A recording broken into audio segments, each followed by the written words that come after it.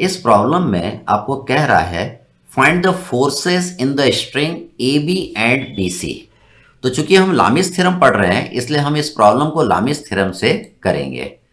तो देखिए, अगर आपको इन दो स्ट्रिंग में ए बी और बी सी में फोर्सेस निकालना है तो अगर लामिस थ्योरम लगाना है तो आपको इन तीनों फोर्सेस के बीच का एंगल मालूम होना चाहिए। लामिस थ्योरम में क्या होता है, एक फोर्स आपको मालूम रहता है और तीनों फोर्स के बीच का एंगल आपको मालूम रहता है। तो दो फोर्स में दो फोर्स का मैग्नीट्यूड आप लोग निकाल लेते हैं। तो इसमें देखिए, हम पहले तीनों फोर्स के बीच का एंगल निकालेंगे। एंगल निकालने के लिए आसान तरीका क्या है, आप इस वाले लाइन को पीछे बढ़ा लीजिए। जो वर्टिकली डाउनवर्ड फोर्स लगता है उस फोर्स की लाइन को हम क्या करते हैं, पीछे की ओर बढ़ा लेते हैं। जब हम इसको बढ़ा लेते हैं तो यहाँ पे ये 90 डिग्री बनाती है। ठीक, तो ये 90 है, ये 30 है, तो ये वाला एंगल आपको पता चल जाएगा। ये आपका कितना आ जाएगा, ये 90 था, ये 60 था, तो ये आपका कितना आ जाएगा, 30 डिग्री आ जाएगा, क्योंकि इन तीनों का सम कितना होता है, 180। ठीक, तो इसी तरीके से आप ये वाला भी एंगल निकाल सकते हैं। देखिए ये एंगल कैसे निकालेंगे, ये जो एंगल है इस एंगल के बराबर रहेगा। ये दोनों एंगल कौन से, they are alternate interior angles. तो ये 45 है, तो ये भी आपका कितना होगा, 45 डिग्री होगा। अब ये एंगल निकल गए, अब हम दूसरे एंगल्स भी निकाल सकते हैं। इन दोनों फोर्स के बीच का एंगल हमको निकालना है, तो हम क्या करेंगे, हम जानते हैं कि ये आपकी स्ट्रेट लाइन है। स्ट्रेट लाइन का एंगल कितना होता है, 180 डिग्री। 180 में से मैंने 30 को माइनस कर दिया, तो ये वाला एंगल आपको मिल जाएगा, दैट इज 150 डिग्री।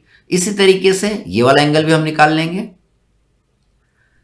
इस एंगल को निकालने के लिए भी हम वही कंसेप्ट अपनाएंगे कि ये आपका स्ट्रेट लाइन है। स्ट्रेट लाइन का एंगल कितना होता है, 180। 180 में से 45 डिग्री को हम माइनस कर देंगे, तो ये एंगल आ जाएगा 135 डिग्री। तो ये एंगल निकालने का एक तरीका है, जरूरी नहीं कि यही तरीका हम फॉलो करें। बहुत सारे तरीके से हम इन तीनों फोर्सेस के बीच का एंगल फाइंड आउट कर सकते हैं। अब देखिए, हम लिख रहे हैं, लामिस थ्योरम लगा रहे हैं, force in A B upon is equal to force in B C upon is equal to 15 upon. देखिए लामिस थ्योरम यही कहता है कि each force is proportional to sine of angle between other two forces. तो देखिए, जब मैं force in A B निकालूंगा, इस वाले मेंबर में फोर्स लिखूंगा, तो क्या करूंगा, इन दोनों फोर्स के बीच का एंगल देखूंगा, है ना, बी सी और 15 के बीच का एंगल देखूंगा। जब मुझे ए बी में फोर्स निकालना है तो बी सी और 15 के बीच का एंगल कितना है, 150, तो मैंने लिखा साइन 150। तो जब फोर्स इन बी सी मेरे को निकालना है तो ए बी और 15 के बीच का एंगल देखूंगा, तो ये 135 डिग्री है, तो यहां पे मैं लिखूंगा साइन 135।